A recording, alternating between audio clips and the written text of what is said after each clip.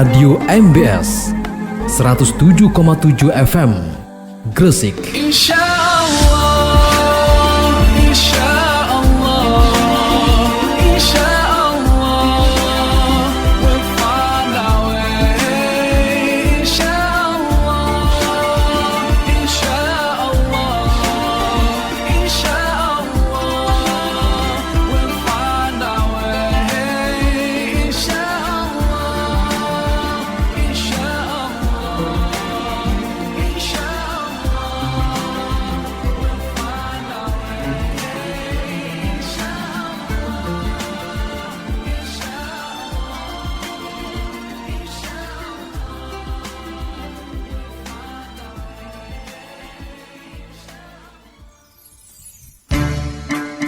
Anda masih bergabung bersama kami di Madiaman Mambau Solihin FM 107,7 MBS FM Gresik.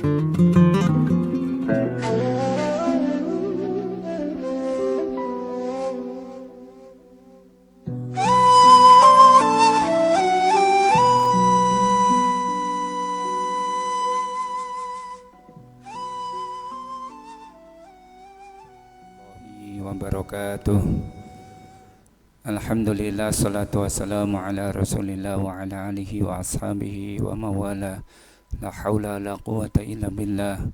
Rabbi syrah li sadri wa yassir li amri wahlul 'uqdatam min lisani yafqahu qawli, amma ba'd. Mari kita awali kajian kita di pagi hari Senin ini dengan bersama-sama membaca suratul Fatihah. Mudah-mudahan Allah berikan kepada kita keberkahan ilmu bihadiniyah wa kul niyati salihah. Al-Fatihah. A'udzubillahi minasyaitonir rajim. Bismillahirrahmanirrahim. Alhamdulillahi rabbil alamin arrahmanir rahim maliki yaumiddin. Iyyaka na'budu wa iyyaka nasta'in. Ihdinas siratal mustaqim. Siratal ladzina an'amta 'alaihim ghairil maghdubi 'alaihim waladdallin. Rabbi ighfirli wa liwalidayya wa lil mu'minina amin. Bismillahirrahmanirrahim. Pagi ini kita akan mengkaji bersama-sama tafsir dari surat Toha, surat yang ke-19, surat yang ke-20 maksud saya, antara surat Maryam yang ke-19 dan surat yang ke-21 surat Anbiya. Surat Toha ini, para pendengar radio yang kami hormati, masuk golongan surat-surat Makkiyah, surat yang banyak berkaitan dengan keimanan, ketauhidan, keyakinan. Surat ini 135 ayat, dan seperti kita ketahui bersama, surat ini diawali dengan lafaz Toha. Jadi awal surat itu adalah nama surat. Tapi sebelum kita membahas surat Toha ini, kami memberikan muqaddimah sebagai pengantar ketika kita akan membahas surat Toha. Para pendengar radio saya hormati, saya teringat dengan ucapan atau perkataan Anas bin Malik. Kita ketahui Anas bin Malik itu seorang sahabat yang begitu setia kepada Rasul, banyak sekali membantu Kanjeng Nabi. Lahir 10 tahun sebelum hijrahnya Rasul, dan ketika Rasulullah hijrah ke Madinah, sejak kecil Anas ini diminta oleh orang tuanya membantu Kanjeng Nabi. Jadi bukan Nabi yang meminta, orang tuanya yang meminta kepada Anas supaya membantu Nabi. Sehingga banyak sekali riwayat-riwayat hadis yang disampaikan oleh Sayyidina Anas bin Malik.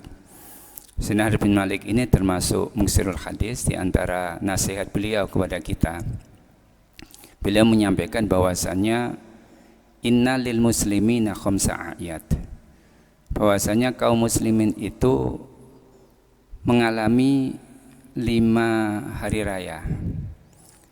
Jadi yang kita ketahui bersama saat ini mungkin hari raya cuma 2. Hari raya Idul Fitri kemarin tanggal 1 Syawal, dan hari raya Idul Adha yang nanti akan kita peringati pada tanggal 10 Dzulhijjah.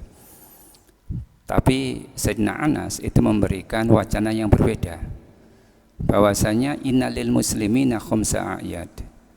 Kaum muslimin itu bisa mengalami 5 hari raya, 5 hari kemenangan, 5 hari yang menyenangkan dan membahagiakan, menggembirakan. 5 hari yang menyenangkan dan menggembirakan itu yang dimaksud Sayyidina Anas itu apa? Yang pertama kata beliau, al-awwalu kulla yaumin yamurul mu'min wala yuktabu fihi zammun fahuwa idun. Setiap hari 24 jam, jikalau seorang mukmin itu selalu fi ta'atillahi ta'ala, selalu menjaga dirinya untuk selalu taat kepada Allah, patuh kepada Allah, menjaga dirinya terhindar dari segala bentuk dosa dan kemaksiatan, bahwa indun, maka sesungguhnya hari itu adalah hari raya baginya. Jadi hari raya itu tidak kemudian setahun 2 kali, tapi setiap hari itu dalam pandangan Sayyidina Anas bin Malik, kita itu bisa merayakan hari raya, hari kebahagiaan. Dengan catatan tadi, kalau setiap hari kita sholat sebelum salam kemudian kita selalu mengatakan, ya muqallibal qulub sabit qalbi ala dinika wa ala ta'atika, ya musarrifal qulub sarrif qalbi ila dinika wa ila ta'atika. Maka sabit qalbi ila dinika wa ila ta'atika itu saya kira tidak hanya dalam retorika kita saja, tidak hanya dalam doa dan ucapan kita, tapi kesungguhan daripada harapan kita selalu dalam ketaatan ditetapkan hati kita kepada agama Islam, itu harus kita realisasikan, harus kita buktikan real dalam kehidupan kita setiap hari. Tentunya kita sudah mengetahui kalau itu tidak boleh kita lakukan, kalau itu boleh kita lakukan. Sehingga ada ungkapan an-nahyu al-amru bil ma'ruf wa nahyun munkar. Maka kalau kita selalu dalam ketaatan seperti ini, menjaga diri kita tidak melakukan perbuatan dosa, selalu taat kepada Allah, kata beliau, sebenarnya itu adalah hari raya kita. Ini yang pertama. Cuma memang ya dibutuhkan kesungguhan daripada kita. Ini yang pertama. Yang kedua, kata beliau, al-yaum alladhi yakhruju fihi al-mu'min minad dunya bil iman bahwa itu. Di hari yang mana seorang mukmin keluar dari dunia, artinya meninggal dan membawa keimanan, sungguh itu adalah hari raya baginya. Allahumma amin. Sehingga setiap hari kan kita selalu mengucapkan apa? Allahumma khtimna bil iman, Allahumma khtimna bil Islam, Allahumma khtimna bi husnul khatimah. Kanjeng Nabi pun mengajarkan kepada kita suatu doa yang kata beliau, janganlah pernah engkau lepas dari doa ini setiap hari. Allahumma a'inni ala zikrika wa syukrika wa husni ibadatik. Maka kalau kita selalu dalam ketaatan kepada Allah, maka Allah tidak akan membuat kita kecewa. Wa ma rabbuka bidzallamin lil 'abid. Tuhanmu tidak bakalan menganiayamu. Artinya bahwasanya kalau kita dalam selalu ketaatan kepada Allah, fa insyaallah husnul khatimah. Ini kata beliau seperti itu. Al-yaum yakhruju fihi al-mu'min minad dunya bil iman fa huwa idun. Yang ketiga kata beliau, al-yaum alladhi yujawizul mu'min as-sirata wa ya'manu min ahwalil qiyamah fa huwa idun. Hari yang mana seorang mukmin melewati sirat, yujawizus sirat, melewati sirat. Sirat di dalam beberapa keterangan itu jisrun mamdudun. Jisrun mamdudun, yaitu jembatan yang membentang. Yang membentang alamat nil jahannam, di atas neraka jahanam. Sehingga kalau kita bisa melewati, kata beliau, wa ya'manu min ahwalil qiyamah, dan dia aman dari segala malapetaka saat itu, fahuwa idun, maka itu adalah hari raya baginya. Meninggal dalam keadaan beriman bisa melewati sirat. Maka itulah kemudian para pendengar yang saya hormati, kita benar-benar tidak lagi bisa mengandalkan pahala daripada amal ibadah kita, tapi kita selalu meminta pertolongan Allah Subhanahu wa taala. Sehingga syafa'ah begitu kita harapkan saat itu. Di dalam akhir daripada surat Maryam itu disebutkan, orang-orang yang menyekutukan Allah, orang-orang yang menyimpang dari ajaran Allah, itu disebutkan la yamlikuna syafa'ata, tidak akan mendapatkan syafaat illa manittakhadal indar rahmani ahdan, kecuali orang-orang yang semasa hidupnya itu sudah mempunyai perjanjian kepada Allah. Illa manittakhadha indar rahmani ahdan. Di surat Toha juga demikian disebutkan. Ini nanti kita cari makosid dulu ya. Kalau kita membaca surat, nanti kita cari makosidnya apa di dalam surat itu. Di surat Toha juga disebutkan bahwasanya orang-orang yang mendapatkan syafaat, yauma idzin la tanfa'us syafa'atu illa man adina lahu rahmanu wa radiya lahu qawla. Tidak akan mendapatkan syafaat kecuali orang-orang yang diizinkan oleh Ar-Rahman, yaitu Allah, dan Allah ridho kepadanya sehingga bisa melewati sirat. Maka kemudian kita menemukan di sini ada hubungan antara ayat yang ada dalam surat Ar-Rahman, antara ayat yang ada di surat Maryam sebelumnya, ayat surat yang ke-19, dengan ayat yang ada di surat Toha. Itu tentang syafaat. Disebutkan seperti itu. Maka kemudian dalam satu hadis disebutkan bahwasanya ciri orang yang mempunyai ahdun, orang yang mempunyai perjanjian dengan Allah, itu adalah orang-orang yang selalu menjaga sholatnya. Man jaa'a ilallahi bi sholatil khams wa hafadha, dan dia menjaga mawaqitaha, waktu-waktu sholatnya, wa niyataha, dan niat sholatnya, wa wudu'aha, dan wudhu sholatnya, wa ruku'aha, dan rukuk sholatnya, wa sujudaha, dan sujud sholatnya, maka sebenarnya falahu ahdun inda rahmani, dia mempunyai perjanjian.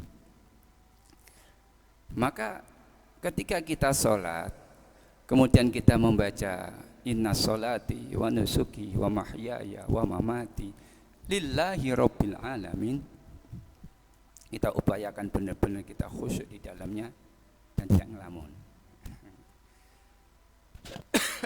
Kita upayakan saat itu benar-benar dalam keadaan sholat hudurul qalbi, terutama ketika kita melafadzkan lafaz-lafaz perjanjian. Jadi lafaz perjanjian itu banyak, para pendengar radio yang saya hormati. Semuanya itu adalah perjanjian kita kepada Allah Subhanahu wa taala. Terutama di dalam doa iftitah tadi. Inna sholati wa nusuki wa mahyaya wa mamati lillahi rabbil alamin. Ketika kita membaca surat Al-Fatihah, iyyaka na'budu wa iyyaka nasta'in. Ketika tasyahud awal dan akhir kita mengatakan asyhadu an la ilaha illallah asyhadu anna muhammadar rasulullah. Ini adalah perjanjian kita kepada Allah Subhanahu wa taala. Kita jaga benar waktu-waktu sholat, kita jaga benar wudu kita jaga benar ketika kita sholat bagaimana, terutama sujud rukuk kita. Maka di saat itulah maka kita mempunyai perjanjian dengan Allah Subhanahu wa taala yang disebutkan dalam surat Maryam tadi, la yamlikuna syafa'ata illa manittakhadha indar rahmani ahda, kecuali orang-orang yang mempunyai kesepakatan perjanjian kita dengan Allah Subhanahu wa taala. Di antaranya adalah orang-orang yang menjaga salat kita. Artinya dengan salat maka kita akan mendapatkan syafaatnya. Syafaat yang disebutkan bahwasanya syafaat semuanya akan diberikan bagi orang-orang yang adzinallahu rahmanu wa radiyallahu qawla. Kemudian yang keempat, al-yaum alladzi yadkhulu fihi al-jannah fa huwa idun, orang yang masuk ke dalam surga maka itu adalah hari kemenangan. Dan yang terakhir al-yaum alladzi yalqa fihi rabbahu fahuwa idun, ketika kita berjua dan berjumpa dengan Allah Subhanahu wa taala, maka itulah hakikat daripada hari raya. Mudah-mudahan kita termasuk 5 golongan yang disebutkan Sayyidina Anas tadi. Setiap hari kita kemudian menjaga diri kita dari segala perbuatan kemaksiatan, keimanan, ketaatan kepada Allah, dan menjaga diri kita untuk tidak melakukan kemaksiatan. Mudah-mudahan kita meninggal dalam keadaan husnul khotimah, bisa melalui surga, masuk surga dan berjumpa dengan Allah. Ini yang pertama berkaitan dengan apa yang disampaikan oleh Sayyidina Anas tadi.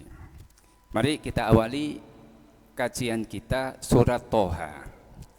Surat Toha itu ada 135 ayat. Surat Toha terbagi 4 bagian pembahasan. Yang pertama berkaitan dengan kemuliaan Rasul Shallallahu Alaihi Wasallam dan kemuliaan Al-Quran yang diturunkan oleh Allah. Kemudian juga berkaitan dengan Dzatiyah, berkaitan dengan Sifatullah, berkaitan dengan Af'alullah. Kemudian surat ini pun ada sejarah atau kisah Nabi yang sangat panjang sekali. Kisahnya Nabi Musa. Jadi Nabi Musa itu disebutkan dalam Al-Quran 136 kali penyebutan. Kisah yang paling panjang ya di surat Toha ini, sekitar 100-an ayat, mulai dari ayat 9 wahal ataka haditsu Musa sampai 104-105 ayat. Ayat yang ke-104 atau 105. Kemudian disambung kisah Nabiullah Adam alaihissalam. Kemudian diakhiri dengan ciri-ciri orang yang beruntung, yang mendapatkan kemuliaan dari Allah Subhanahu wa ta'ala. Ada ciri-cirinya nanti disebutkan di akhir daripada surat Toha.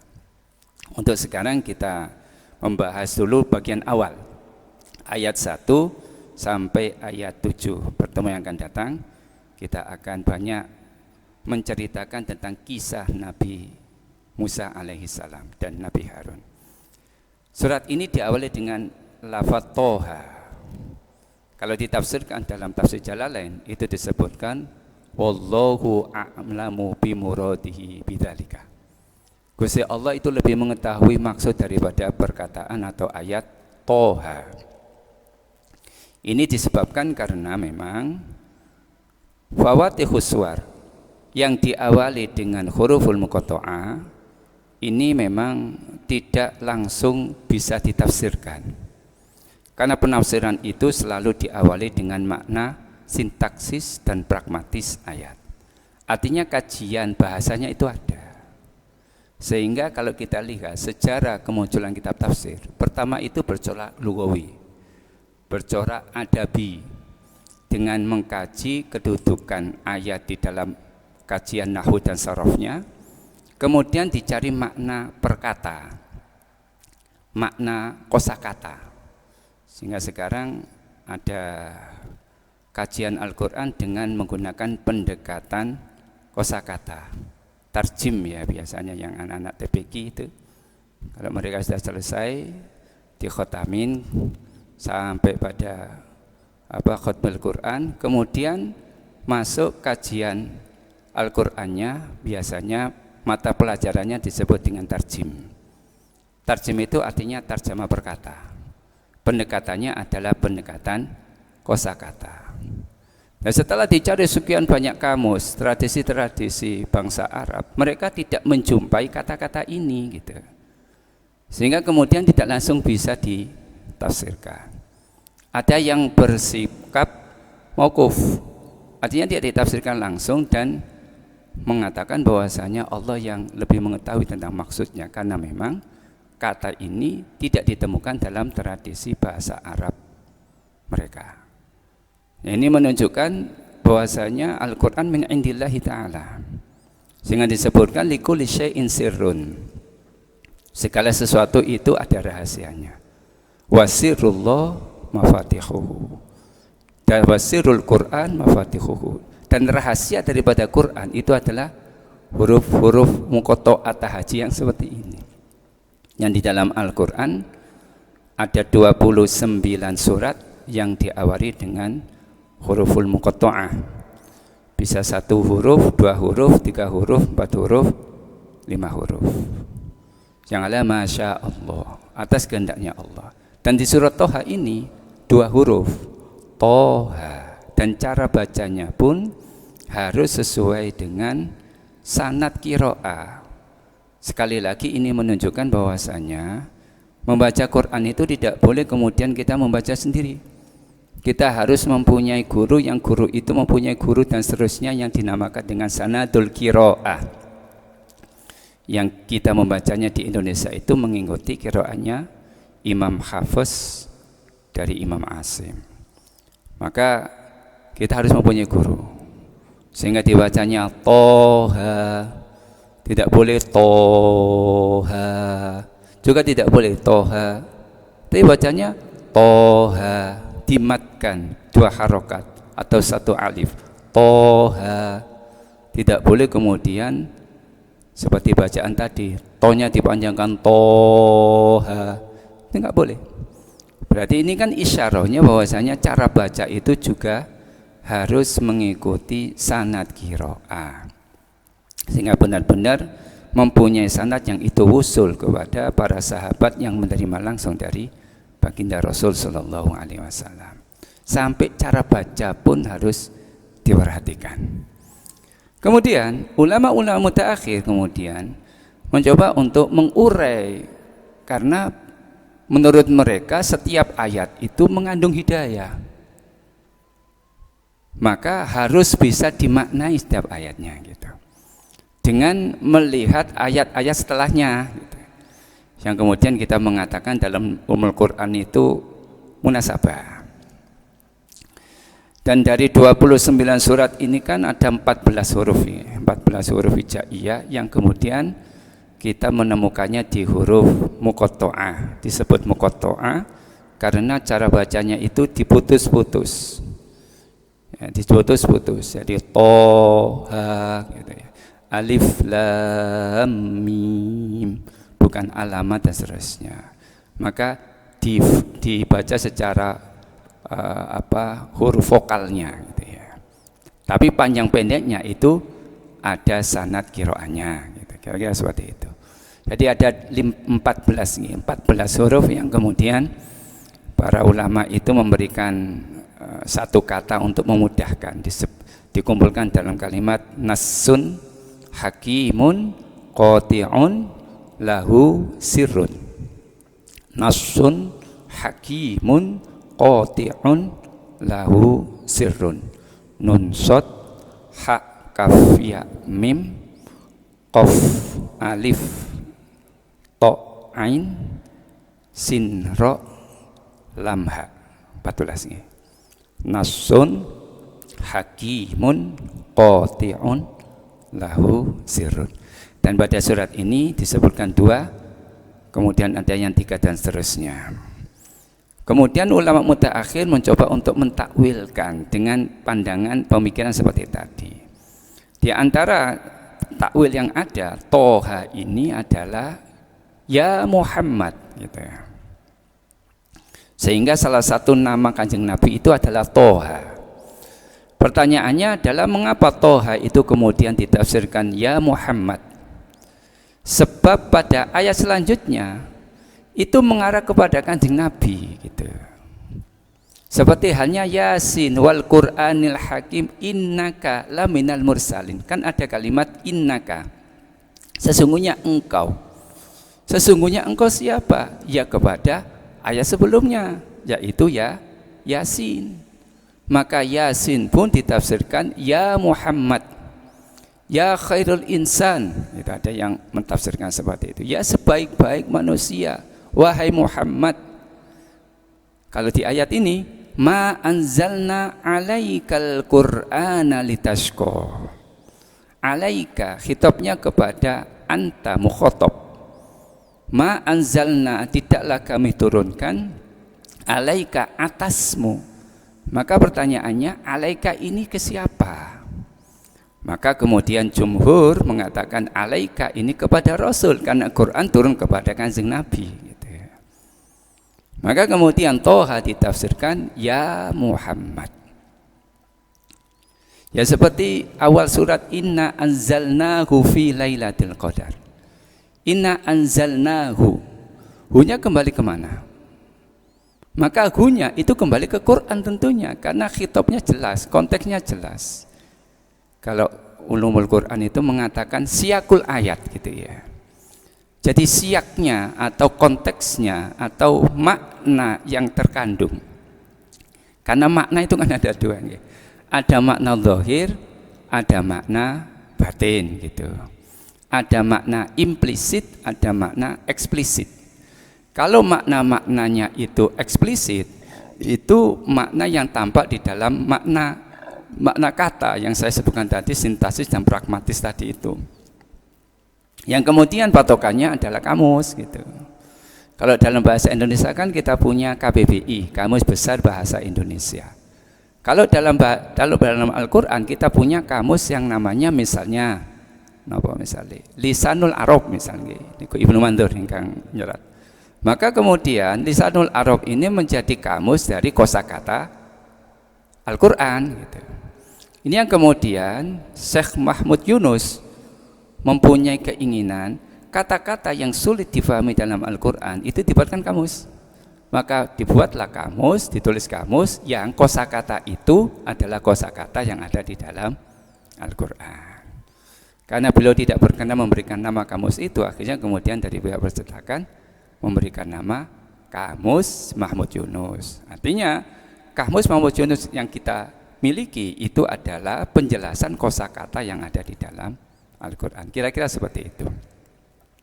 Maka difahami apa tadi? Ya Muhammad, ma anzalna alaikal Qur'ana litashqa. Tidaklah kami turunkan kepadamu ya Muhammad Al-Qur'an agar engkau itu susah. Tidak. Karena sejak kemudian Al-Qur'an turun kepada baginda Rasul benar-benar berupaya menjalankan apa yang diperintahkan oleh Allah dengan sangat-sangat berlebih-lebihan dalam tanda kutip dalam beribadah. Ini dalam penafsirannya seperti itu. Sehingga kalau malam itu jarang istirahat. Sehingga sangat payah dan sangat susah. Di samping itu ketika pertama Quran turun dan beliau kemudian berdakwah, itu mendapatkan penolakan, mendapatkan tindak kekerasan yang luar biasa dari orang-orang kafir Mekah saat itu. Sehingga itu yang menyebabkan beliau itu susah. Beliau itu menyebabkan sedih karena dakwah pertamanya ditolak. Kita tahu bagaimana beliau berdakwah di Taif, ditolak begitu luar biasanya. Sehingga kemudian dihibur oleh Allah Subhanahu wa taala. Ma anzalna alaikal Qur'ana litashqa. Karena ada beban yang luar biasa. Dakwah belum disambut oleh orang-orang kafir Quraisy saat itu, sehingga kemudian beliau itu menjadi susah. Dihibur oleh Allah dengan kalimat illa tadzkiratan liman yakhsha. Kecuali sebagai peringatan bagi orang-orang yang yakhsha. Orang-orang yang mempunyai rasa takwa kepada Allah, rasa khasyah, rasa takut kepada Allah Subhanahu wa taala. Yang ini kemudian potensi khasyah itu para pendengar yang saya hormati, kalau kita kaitkan dengan hadis nggih. Kullu mauludin yuladu alal fitrah. Setiap bayi yang dilahirkan itu kan dalam keadaan fitrah, dalam keadaan suci. Maka kemudian Allah memberikan potensi kepada kita agar kesucian ini bisa selalu kita jaga. Karena apa? Karena bayi dilahirkan dalam keadaan suci. Dan kita menginginkan kita sumarih dumateng Allah, kita kembali kepada Allah dalam keadaan nafsul mutmainnah. Ya ayyatuhan nafsul mutmainnah. Sehingga kesucian inilah yang kemudian menjadi kewajiban kita untuk selalu kita jaga dalam rangka kita ibadah kepada Allah. Maka rasa khasyah itu yang dalam diri kita Allah berikan potensi sehingga yang namanya fitrah itu terjaga. Paling tidak ada 5 potensi. Ada 5 potensi ini. Yang pertama, Allah kasih kepada kita akal. Yang kedua, hati. Yang kedua namanya quwwah. Yang keempat syahwah. Yang kelima ada yang namanya ghadabiyah. Jadi ada 5 hal ini. 5 hal ini harus dikelola dalam diri kita untuk hal yang positif. Kalau 5 hal ini tidak bisa kita kelola pada hal yang positif, maka itu menjadi bencana bagi kita. Jadi seperti pisau lah gitu ya. Pisau seandainya kita gunakan untuk kebaikan, dia berguna. Tapi kalau digunakan untuk keburukan, na'udzubillah, misalnya untuk menusuk orang, membunuh orang, maka pisau ini pun menjadi bencana baginya. Nah, potensi kan seperti itu. Ada 5 potensi yang luar biasa sehingga manusia itu disebut ahsanut takwim. Takwim tidak hanya sempurna dalam anggota tubuh, tapi takwim potensi dalam tubuh kita itu melebihi segala-galanya dari makhluk yang Allah ciptakan di alam raya ini. Sifat malakiyah ada dalam diri kita, tapi sifat bahaim ada dalam diri kita yang namanya ghadabiyah dan syahwat tadi. Dan sifat untuk durhaka juga ada dalam diri kita. Sifat syaitonia mungkin juga ada dalam diri kita. Maka sebenarnya ini adalah ujian, ujian keimanan dalam diri kita, sehingga kita selalu istiqomah dalam menjaga potensi itu, menjaga kesucian, dan terus kita ibadah dan taat kepada Allah. Kira-kira gambarannya seperti itu. Rinciannya besoknya. Rinciannya 5 hal ini bagaimana? Saya teruskan dulu. Tanzilan mimman khalaqal arda was samawatil ula. Ar-Rahmanu 'alal arsi istawa. Tanzilan, Quran itu diantara namanya adalah tanzil. Jadi ada 5 nama Quran. Yang pertama Quran itu sendiri, kemudian Alkitab, dzalikal kitabul la raiba fi, kemudian Al-Furqan sebagai pembeda, kemudian Az-Zikra, inna nahnu nazzalna dzikra, dan yang kelima At-Tanzil. Ini yang diuraikan oleh Syekh Manaul Qattan dalam kitab Mabahisnya. Ada 5 ini, maka yang kelima adalah tanzil, yang diturunkan dari sisi Allah, tanzilan, sehingga laisa min indir Rasulillah, tapi Quran min indillah, maka kemudian disebut tanzil dari kalimat nazzala yunazzilu. Kalau anzala yunzilu, munzal itu artinya apa? Yang diturunkan secara sekaligus. Anzalna, inna nahnu apa? Inna anzalnahu, berarti turun sekaligus. Tapi kalau nazzala yunazzilu tanzil, itu turun sedikit demi sedikit pada Rasul selama sekitar 23-an tahun lah kira-kira gitu ya. Jadi tanzil yang diturunkan mimman khalaqal arda was samawatil ula, dari zat yang menciptakan bumi, yang menciptakan langit yang kokoh. Ar-Rahmanu 'alal arsy istawa, yang mana Allah lahu ma fis samawati wa ma fil ardi wa ma bainahuma wa ma tahtas sara. Menunjukkan Al-Qur'an turun min indillah, yang mana Allah lah yang menciptakan seluruh alam ini. Sehingga kalau ditanyakan mahwal alam, alam itu apa? Maka jawaban singkatnya masih Allah. Segala yang ada selain Allah itu disebut dengan alam. Tidak hanya Allah menciptakan alam saja, tapi Allah juga mengatur segala ada yang di alam ini, menguasai, memiliki, mengetahui apa yang ada di langit, mengetahui apa yang ada di bumi, mengetahui apa yang ada di antara langit dan bumi, mengetahui apa yang ada di bawah bumi. Artinya apa? Al-Quran ini menjadi hebat luar biasa karena Al-Quran turun dari zat yang maha hebat, diturunkan oleh malaikat yang maha hebat, yang terhebat, diturunkan kepada Rasulullah, makhluk yang terhebat. Kira-kira seperti itu. Berarti 7 ayat awal daripada surat Toha ini menceritakan bahwasanya hidayah. Jadi surat Toha itu kaitan hidayah. Al-Quran adalah hidayah Allah kepada manusia. Kalau kita menginginkan mendapatkan hidayah, maka kita kaji Al-Quran, kita baca Al-Quran, kita amalkan Quran.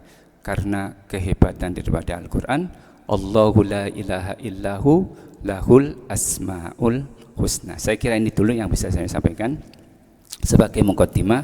Fa insyaallah hari Senin yang akan datang kita lanjutkan kita kaitkan antara Al-Quran, kemudian Taurat yang diturunkan oleh Nabi Musa, yang begitu panjang kisahnya. Sedikit demi sedikit akan kita sampaikan. Mudah-mudahan apa yang kita pelajari bersama memberikan keberkahan dan kemanfaat bagi kita semuanya. Demikian, mohon maaf atas segala kekurangan. Wallahu muwaffiq ila aqwamit thoriq. Wassalamualaikum warahmatullahi wabarakatuh.